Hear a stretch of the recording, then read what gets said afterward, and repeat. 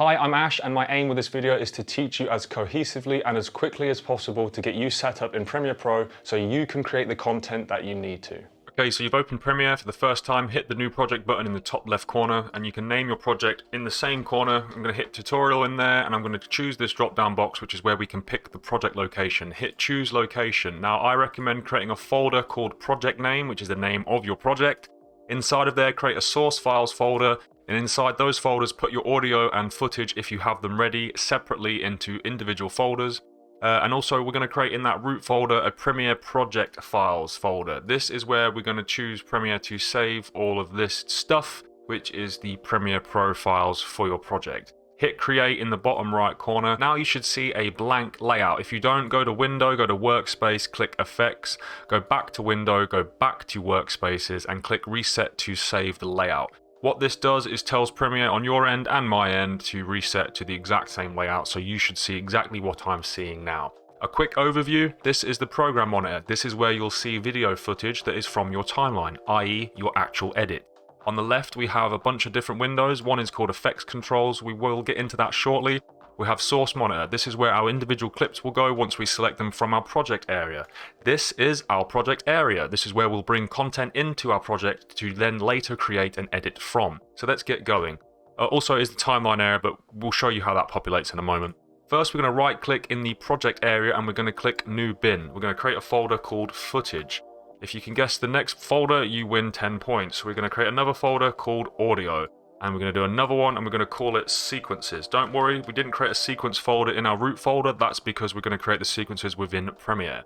We're going to double click footage and we're going to right click in the footage folder and we're going to hit import. Now I'm going to navigate to my footage folder in my root drive and I'm going to select the clips. I'm going to bring them into Premiere. I'm now going to do the same for the audio folder. Navigating to my audio folder, I'm going to select it and just bring it into the place I need it to be. The audio folder. Right, so we've got the clips into the project area and now we need to bring them into the timeline and we need to start editing them. For that we need a sequence. There's two ways to create a sequence in Premiere. You can click this button down here and click sequence, and then you'll have to provide it with all the information that you need that is relevant for your final video.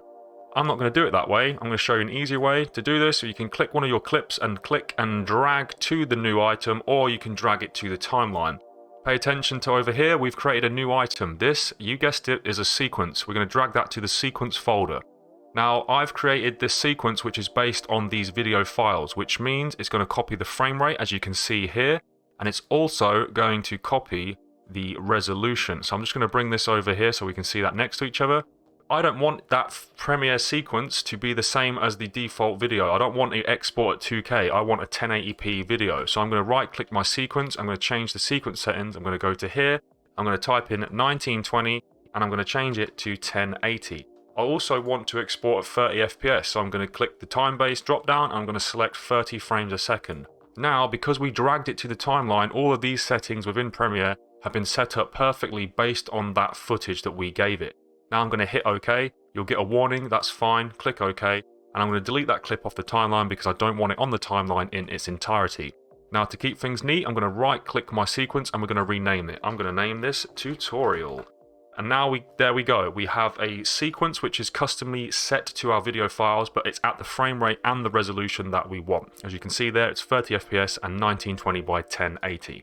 Now we're going to double click one of our clips, and that brings us to the source finder. This is where we can make selections on our clip and then bring them to the timeline without having to drag the whole clip to the timeline. So to make a selection, you can go to the point that you want to start the clip and hit I on the keyboard. As you can see, that creates a highlight. This highlight is what will be brought into the timeline. I want my clip to end here, so I'm going to hit O. And now we've created a selection. So I for in, O for out, and we can drag by clicking on the image to the timeline, and we now have that portion of the video file in the timeline. I'm going to do that for the next clip. So I want an in point, I for in, O for out. I'm going to drag that to the timeline. Now my third and final clip, I'm going to double click that. I want this clip selection from about here and then to about there, and I'm going to drag it to the timeline. So there we go. We have quickly created 3 clips and they're now on the timeline. So up next, I'm going to show you how to use the essential tools to change these around on the timeline. So the main tool is selection, which is V on the keyboard. You can know which one is selected because you'll see it here. This allows us to click clips and move them around on the timeline and change their order, as well as controlling the clip parameters.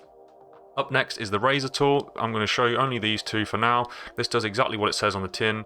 As you can see, I'm clicking and it's making cuts. This is useful if you need to split a clip in two, or if you need to delete clips as well. So I'm going to delete these portions that I've just created.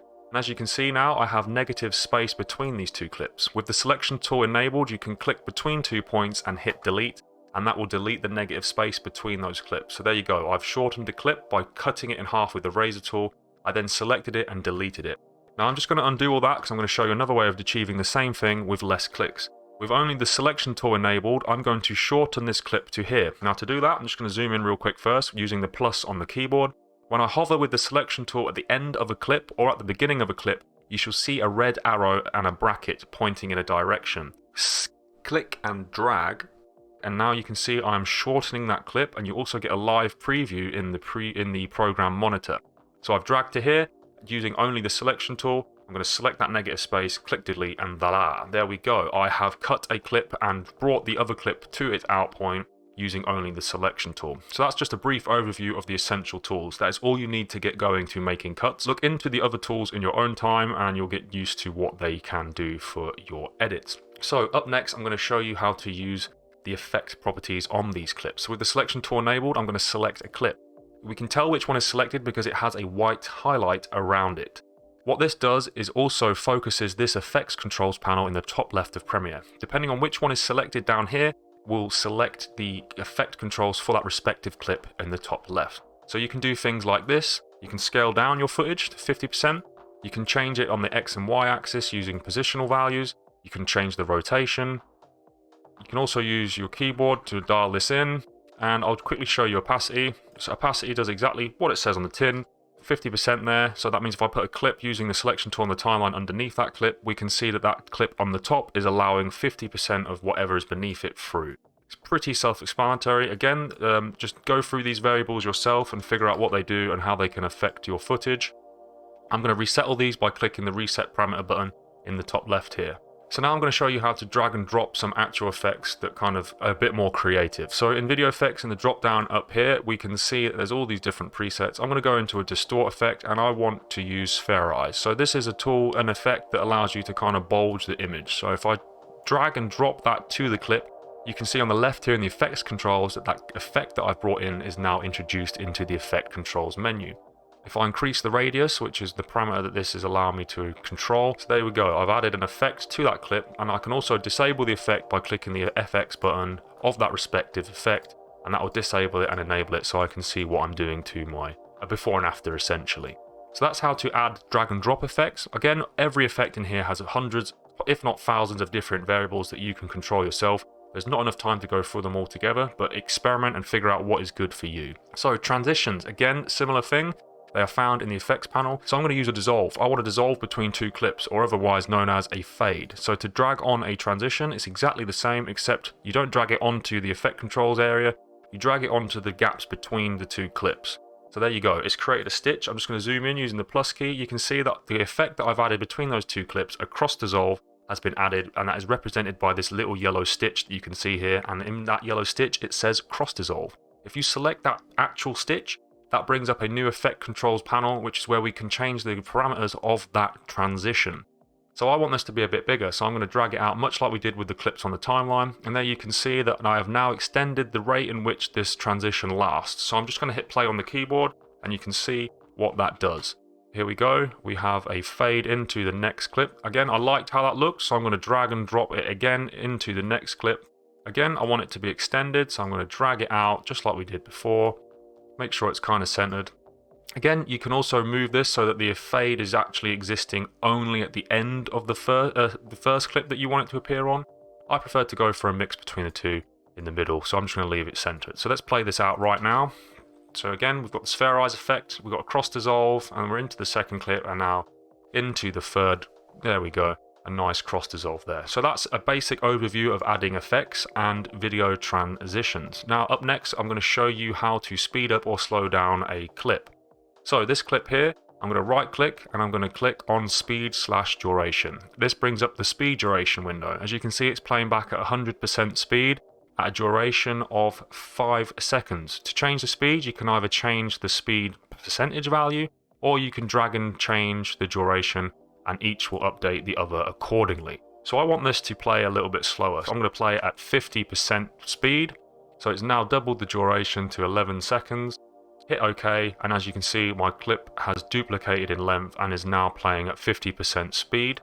Be careful when changing speed on clips between two existing clips. If you try and slow it down, it won't have enough space to move into and you'll run into problems. So make sure you've got nothing in the way if you're trying to slow down clips. So there we go. I have slowed down that clip. So adding audio. So it's exactly the same way as we did with the video clips. You can either double click on the audio on the left and it'll bring the audio file into the source viewer.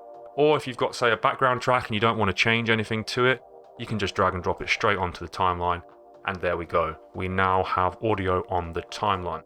But I'm not going to leave that there for now. I don't want it to be there. So I'm just going to hit delete. VoiceOver. Premiere has the ability to record audio directly into the system. So you can hit this key down here, which is the VoiceOver record button. I'm just going to mute my computer right now because it will play out your voice through your headphones. And if you hit that record button, you'll see a countdown. So as you can see, Premiere is now recording wherever your blue waypoint was set, and there's a recording symbol that lets you know that your voice is being recorded straight in. A perfect way to annotate footage after you've shot it, or just to do a voiceover for anything that you're working on.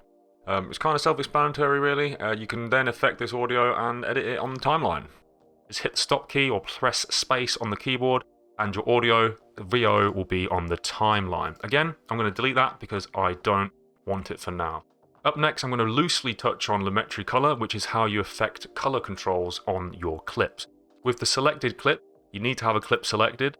Up here, we can have the Lumetri Color panel. We're going to click that, and that will bring in all these variables that you can control. Now, I'm not going to get into color theory, color grading. I'm not big on it. I'm not specifically great at it, but this is where you can affect the color, exposure, contrast, highlights, etc., etc. Again, this area is a whole science of its own, but basically in here you can input LUTs, which sometimes your camera will require one, often it won't. Creative, you have looks in here where we can put like creative spin on it, so for example like Kodak looks. This is probably a good place to start, but don't get too reliant on the creative section.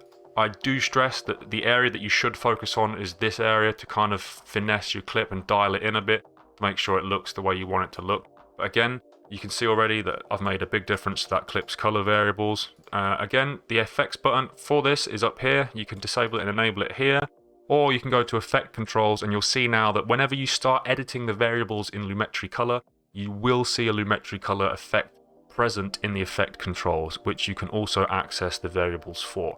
It's just that this interface over here in the actual Lumetri Color panel is a bit more intuitive and pleasing to the eye. But let's say you want to remove the Lumetri effects that you've done, just hit delete on Lumetri Color, sorry, and it will remove that effect, and you no longer have any color grading data added to that clip. So that's just a general overview of adding color to your footage, or affecting the color, sorry.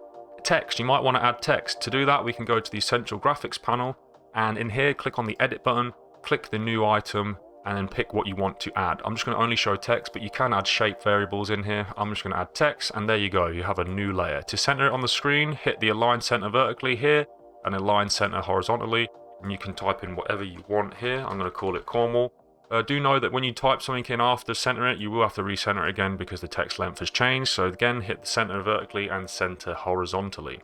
So there we go. That's how you add text. And once you do so, once you do so, it will create a new layer on the timeline. As you can see here, this is a graphic element. We can drag that out to make it last longer on the video. I'm going to drag it out for the entire duration of all my clips. And there we go. I've added some text to my timeline. Again, this little graphical element is completely controllable, and you can also add effects to it as if it is its own element. You can animate it and change positional data and rotate it and scale it and whatnot, just like it's a video file or an image. Okay, so how to export. You're happy with your edit now. I'm happy with that. I mean, it's not amazing. It's just quickly thrown together. Let's say you want to export it. You can go to File, Export, Media. Click on this, and this will bring you to the export window. This will name automatically after your sequence, and then choose the location where you want it to save. So I've left that as preview, as my project folder. The main variable that I will tell you to play around with or learn what to use is the format. Pick the format that's relevant for you. H.264 is absolutely fine for what I need it. In the video drop down, click on the more option, scroll down. The main variable that I will suggest you change is the bitrate. This bitrate is essentially how much data is within your render and how much it will be compressed. I aim for the same as, or if not more than what I shot it at, or you control this variable depending on where it needs to be posted. So for example, if you're uploading to somewhere that needs to have a video file at a certain size, then you can change this to kind of bring it down, or the overall resolution may need bringing down if you need to get it under a certain amount. So I put that at 25 megabits per second at constant bitrate, and that's given me an estimated file down here at 70 meg, which is fine for what I need it. Hit the export button and you shall then see that it's encoding, and that will export that video file in the format that you've selected at the bitrate that you've selected to that location. And that is a brief overview of Premiere. So go forth and enjoy this software, learn it like the back of your hand, experiment and just have fun with it. Everything I've shown you now should get you set up ready to rock and roll into Premiere from start to finish. Again, do look into the other areas that I suggested that you look into, because a lot of them are whole days, if not weeks, months, years of learning potential. So enjoy. And that's a wrap. So if you ever need any further help, drop me a line in the comments or reach out to me on my socials. When I have a moment, I'll be happy to answer any of your questions or offer you video editing advice that will allow you to create the content that you need to create. So yeah, thanks for checking it out and taking the time. I hope it was a useful tutorial and I hope it gets you on your feet. I look forward to seeing the video content that you folks create.